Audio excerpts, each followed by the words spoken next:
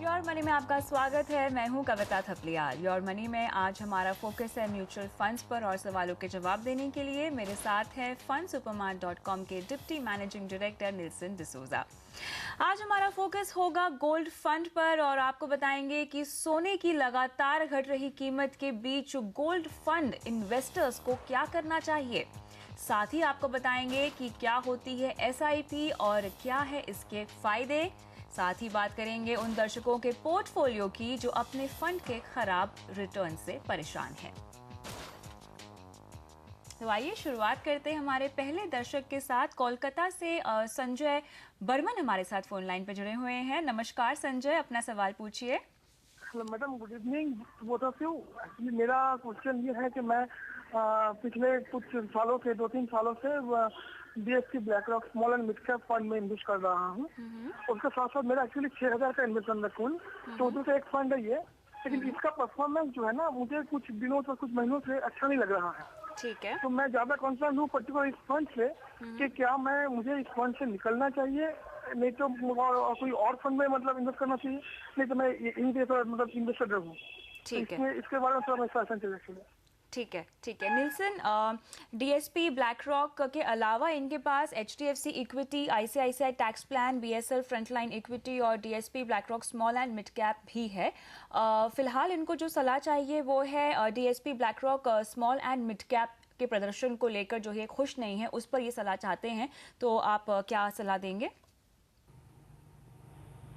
देखिए, आप कुछ महीनों से देख रहे हैं कि मार्केट में एक तरह का वॉलेटिलिटी चल रहा है। इसे बताते हैं बेयर मार्केट, जहां आप एक फॉलिंग मार्केट ट्रेंड देखते हैं। जब मार्केट्स गिरते हैं तो ज़्यादातर small and mid cap companies जो हैं वहां पर ज़्यादा प्राइस की गिरावट हो जाती है। तो इनका जो फंड है ये small and mid cap stocks में निवेश करता है, जिसकी वजह से इस फंड में वो रिफ्लेक्शन आ रहा है कि आपका परफॉर्मेंस ठीक ठाक नहीं है। मगर एक चीज़ याद रख ले कि एक पॉइंट के बाद मार्केट टर्न अराउंड कर लेगा और यही जो फंड्स हैं, जो अभी ये जो स्टॉक्स हैं, इस फंड में जो स्टॉक्स हैं, इन्हीं स्टॉक्स में एक तरह का टर्न अराउंड आ जाएगा, जिसकी वजह से आपके फंड में आपको वापस परफॉर्मेंस मिल जाएगा। आप यहाँ पर मंथली SIP के ज़रिए निवेश कर रहे हैं, जिसकी वजह से आपको एवरेजिंग का फ़ायदा भी मिल जाएगा। इस फंड को देखा जाए तो मुझे लगता है कि ये फ़ंड अच्छा फ़ंड है। तो मेरा आपको रिकमेंडेशन ये रहेगा कि आप इसको कंटिन्यू कर लें, होल्ड कर लें और शॉर्ट टर्म वॉलेटिलिटी के वजह से आप निराश ना होएं और लॉन्ग टर्म के इरादे से आप निवेश करके इसका फ़ायदा उठा लें। तो संजय को यहाँ पर आप बने रहने की सलाह तो दे ही रहे हैं, लेकिन इसके अलावा और कोई फंड ये जोड़ना अगर चाहते हैं तो कौन सा जोड़ें फिर? यहाँ पर मैं एक फ़ंड आपको निवेश करने के लिए सलाह दे सकता हूँ। IDFC sterling equity fund mid cap category का फ़ंड है। वापस वही कैटेगरी में आता है जहाँ पर DSP BlackRock का फ़ंड जो आपने लिया है, ये वाला आप ऐड कर लें। आपके यहाँ रिस्क थोड़ा बढ़ जाएगा, मगर SIP के ज़रिए आप एवरेज कर पाएंगे। इसके ज़रिए आप लॉन्ग टर्म रिटर्न्स का एडवांटेज निकाल पाएंगे। अदरवाइज इनका पोर्टफोलियो निल्सन आपको कैसा लगता है? ओवरऑल मुझे बैलेंस्ड पोर्टफोलियो लगता है, क्योंकि इसमें लार्ज कैप कैटेगरी के इक्विटी फंड्स भी हैं, मिड कैप कैटेगरी का एक फ़ंड है, इसलिए मैं एक एक्स्ट्रा फ़ंड उनको देना चाहता हूं। टैक्स प्लान का जो फ़ंड है वो भी ज़्यादातर लार्ज कैप कैटेगरी का आता है। ओवरऑल मुझे लगता है कि 60-70% लार्ज कैप कैटेगरी में है, जिसकी वजह से थोड़ा सा कंजर्वेटिव बन चुका है। एक और मिड कैप फंड ऐड करने से उसका बैलेंस आ जाएगा। तो मुझे लगता है कि इस फंड को ऐड करने से आपका पोर्टफोलियो कंप्लीट हो जाएगा। चलिए, तो संजय आपका पोर्टफोलियो फर्स्ट लुक में देखा जाए तो बिल्कुल ठीक है। सिर्फ एक और फंड यहाँ पे आपको जोड़ने की सलाह दी जा रही है, वो है IDFC स्टर्लिंग इक्विटी। ये अच्छा फंड है, इससे जोड़ने से आपका पोर्टफोलियो काफी हद तक बैलेंस हो जाएगा। और जहाँ तक आपकी जो क्वेरी थी DSP BlackRock small and mid cap fund को लेकर, तो लॉन्ग टर्म के लिहाज से जो है यहाँ पे निल्सन आपको इसमें बने रहने की सलाह दे रहे हैं। क्या आपका और कोई सवाल है? Thank you. चलिए आगे बढ़ते हैं अगले सवाल की ओर। यहाँ पर नावेद ने हमें ईमेल किया है और ये जानना चाहते हैं कि SIP क्या होती है। इन्हें 10 साल में 10 लाख रुपए चाहिए और इन्होंने पूछा है कि ये पैसे कहाँ लगा सकते हैं और इन्हें एक्चुअली कितना निवेश करना चाहिए, और SIP करने के लिए कुछ अच्छे फंड्स के नाम भी ये जानना चाहते हैं। तो निल्सन, सबसे पहले तो SIP का मतलब जो नावेद जानना चाहते हैं, और नावेद के जरिए हम दर्शकों को भी यहाँ पर SIP का मतलब सबसे पहले समझाना चाहेंगे। देखिए एसआईपी मंथली इन्वेस्टमेंट का एक मेथड है। आप रिकरिंग डिपॉजिट करते हैं बैंक्स में, उसी तरह आप म्यूचुअल फंड में भी हर महीने निवेश कर सकते हैं एसआईपी के ज़रिए। एसआईपी का फुल फॉर्म होता है सिस्टमैटिक इन्वेस्टमेंट प्लान, जहां पर आप हर महीने सिस्टम के साथ एक अमाउंट, फिक्स्ड अमाउंट आप निवेश करते जाएंगे। यहाँ पर आप चाहें तो महीने के बदले आप एक क्वार्टर, मतलब हर 3 महीने या हर 6 महीने में आप निवेश कर सकते हैं। ये आपके ऊपर है, आप इस ऑप्शन को टिक कर पाएंगे। इसका फ़ायदा ये रहेगा कि आपको मार्केट का जो उतार चढ़ाव जो है उसका आपको इम्पैक्ट नहीं पड़ेगा, क्योंकि आपको एवरेज प्राइस मिल जाएगा आपके सारे यूनिट के खरीदारी पर। इस मेथड को फॉलो करने से आपको एक तरह का एक सेफ्टी नेट मिल जाएगा मार्केट के रिस्क से। हम सारे इन्वेस्टर्स को ज़्यादातर एसआईपी रूट का ही एडवाइस देते हैं, क्योंकि इस रूट से आप एक तो पहले सिस्टमैटिक इन्वेस्टमेंट कर पाएंगे, उसके अलावा आपको मार्केट वॉलेटाइलिटी, मार्केट रिस्क का आपको थोड़ा बहुत सहारा मिल जाएगा एवरेजिंग के ज़रिए। इन्होंने यहाँ अपने गोल का भी जिक्र किया है, जहाँ पर वो 10 लाख जुटाना चाहते हैं, सॉरी यहाँ पर 10 लाख जुटाना चाहते हैं 10 साल में। मैंने इसका कैलकुलेशन करके देखा तो मुझे लगता है कि वो 10 साल में 10% के रिटर्न से 5,000 का मंथली निवेश से आप 10,24,000 तक आप जुड़ा पाएंगे। मतलब आपका जो करंट गोल है ये फीजिबल है, आप इसको अचीव कर पाएंगे। आपको इक्विटी म्यूचुअल फंड के ज़रिए इस गोल को अचीव करना चाहिए, इसलिए मैंने आपके लिए एक पोर्टफोलियो बनाया है। आप इस पोर्टफोलियो को नोट कर लें और उसी हिसाब से आप निवेश शुरू कर लें। 25% आपके पोर्टफोलियो का पैसा large cap fund, DSP, black rock, top 100 fund में डालें। 20% मल्टी कैप फंड में डालें। मेरे एसेट इंडिया अपॉर्चुनिटीज़ फंड इसके लिए सबसे बेहतर है। 35% आप मिड कैप फंड में डालें वापस। SBI emerging business fund, IDFC Sterling equity fund, इन 2 फंड्स की तरफ आप देख सकते हैं। और 10% आपका पोर्टफोलियो रिलायंस बैंकिंग फंड में डालें। ये वाला फंड सेक्टोरल फंड बताया जाता है, जो थोड़ा रिस्की है, मिड कैप से भी ज़्यादा रिस्की होता है, मगर लॉन्ग टर्म में इसके रिटर्न्स और भी अच्छे होते हैं। आप आपके पोर्टफोलियो को साल में एक बार रिव्यू कर लें, परफॉर्मेंस को देख लें और उसी हिसाब से डिसीजन ले लें कि किस फंड को रखना है, किस फंड को एग्जिट करना चाहिए। और साथ ही डिसिप्लिन मेंटेन करें, और आपको बस हर महीने 5,000 रुपये निवेश करने हैं और 10 साल में 10 लाख रुपए आपके आसानी से जुड़ जाएंगे। इसी के साथ अब आगे बढ़ते हैं और आपको बताते हैं कि सोने का भाव लगातार गिर रहा है, तो ऐसे में गोल्ड फंड में निवेश करने वालों को क्या करना चाहिए, बताएंगे आपको इस छोटे से ब्रेक के बाद।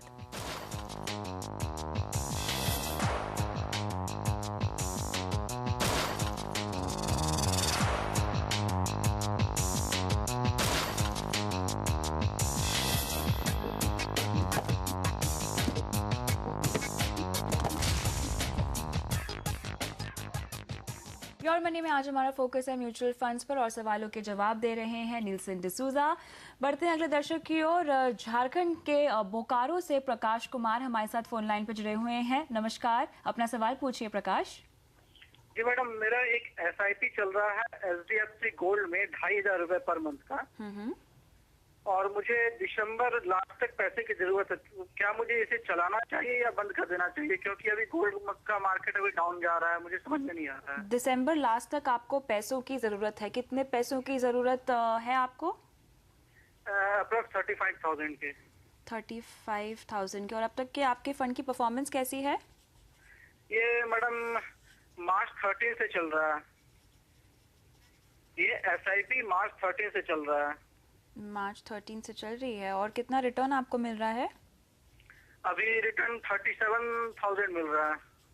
37,000 मिल रहा है, ठीक है। तो आपके सवाल का जवाब लेते हैं यहाँ पर निल्सन से। निल्सन, प्रकाश की ही तरह ऐसे कई निवेशक हैं, हमारे कई दर्शक होंगे जिनका सोने की इस तरह की मूवमेंट को लेके कई सवाल होंगे उनके मन में, लेकिन हमेशा हम जब भी किसी की फाइनेंशियल प्लानिंग करते हैं तो 10 से 15% हम किसी गोल्ड फंड में निवेश करने की सलाह हमेशा देते ही हैं लॉन्ग टर्म के लिहाज से। तो यहाँ पर प्रकाश को क्या करना चाहिए? उन्हें असल में पैसों की ज़रूरत है भी दिसंबर के एंड तक। देखिए, पैसों की ज़रूरत है तो, और आपका जो गोल अचीव हो चुका है तो आपको एग्जिट करके इन पैसों को रिडीम करना चाहिए। शॉर्ट टर्म के नज़रिए से देखा जाए तो गोल्ड मुझे लगता है कि और नीचे जाने वाला है, क्योंकि आप देखें तो इंटरनेशनली गोल्ड के प्राइसेस गिर चुके हैं, मगर इंडिया में इसका रिफ्लेक्शन दिख नहीं रहा है, क्योंकि अपना एक्सचेंज रेट इतना ही वीक हो चुका है, रुपी डॉलर के बराबर बहुत ज़्यादा वीक हो चुका है। आगे जाके थोड़ा जब स्ट्रांग हो जाएगा तो गोल्ड के प्राइस और नीचे जाएंगे। तो मेरा एडवाइस आपके लिए शॉर्ट टर्म में ये रहेगा कि आपकी ज़रूरत है तो आप निकालें, मगर बाकी निवेशकों के लिए गोल्ड फंड या गोल्ड का जो एलोकेशन है वो बहुत आवश्यक है आपके पोर्टफोलियो में, इसलिए क्योंकि आपके ओवरऑल पोर्टफोलियो को इन्फ्लेशन से सेफ्टी मिल जाती है, जो हम बताते हैं हेज अगेंस्ट इन्फ्लेशन। 5 to 10% आपके पोर्टफोलियो में गोल्ड रहना चाहिए। आप SIP करें तो और भी बेहतर है, क्योंकि आपको एवरेज प्राइस मिल जाएगा, जिससे आपका रिस्क डी रिस्क हो जाएगा। तो करंटली जो इन्वेस्टेड है, क्या उनको आप इन्वेस्टेड रहने की ही सलाह देते हैं यहाँ पे निल्सन? हाँ जी, जिन्होंने निवेश किया है आप निवेश करके रखें। आपको ज़रूरत है शॉर्ट टर्म में इमीडिएट, जैसे यहाँ पर प्रकाश साहब के लिए ज़रूरत है तो आप रिडीम करके आप इसके पैसे निकालें, मगर जिनको लॉन्ग टर्म निवेश करना है तो आप इसको होल्ड ऑन करके रख लें। चलिए, यहाँ पे आपका और कोई सवाल है प्रकाश जी?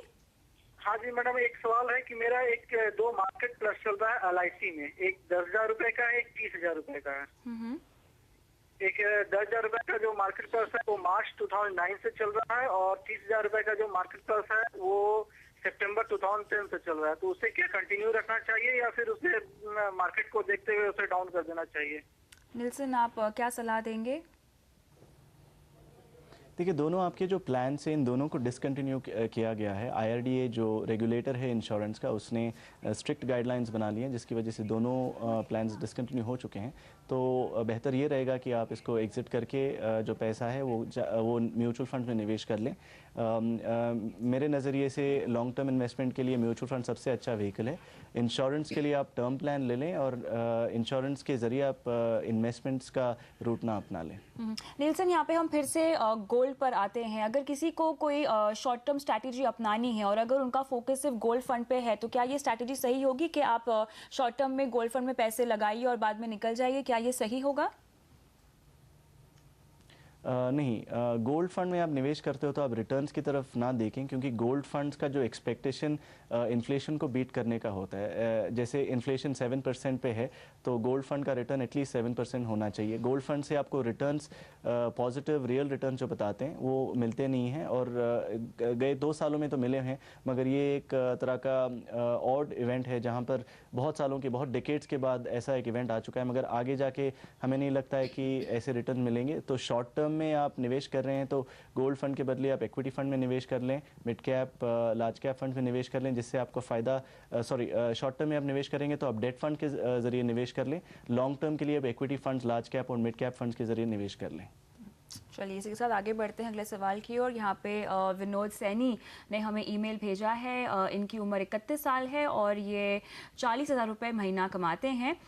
4 फंड्स में इन्होंने निवेश किया हुआ है। 5,000 रुपये महीना SIP करते हैं ये।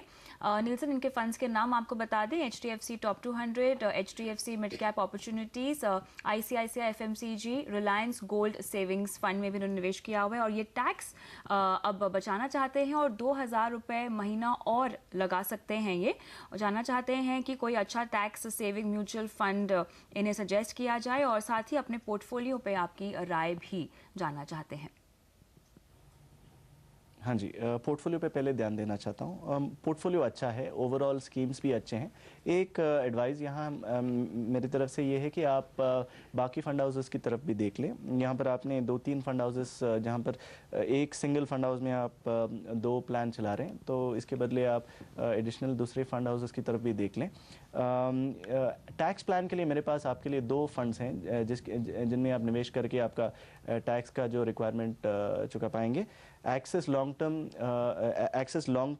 टर्म इक्विटी फंड और Canara Robeco equity tax saver fund, आप इन 2 फंड्स की तरफ देख लें। चाहे तो दोनों फंड या एक फंड में आप निवेश करके आपके ELSS रिक्वायरमेंट को आप फुलफिल कर सकते हैं। चलिए, तो यहाँ पे विनोद के लिए सलाह यही है कि आपने जो अपने फ़ंड चुने हैं वो अच्छे हैं। आपको बस एक्सिस लॉन्ग टर्म इक्विटी या Canara Robeco equity tax saver इन फंड्स में से चुनना है अगर आपको कोई टैक्स प्लान चाहिए तो, और उसके अलावा आपको जो ELSS हैं उसमें पैसे लगाने की ज़रूरत है। आगे बढ़ते हैं और फिलहाल वक्त है ब्रेक का। ब्रेक के बाद आपको बताएंगे कि अगर छोटी अवधि के लिए करना हो निवेश तो कहाँ लगाना चाहिए पैसा, ये बताएंगे आपको इस ब्रेक के बाद।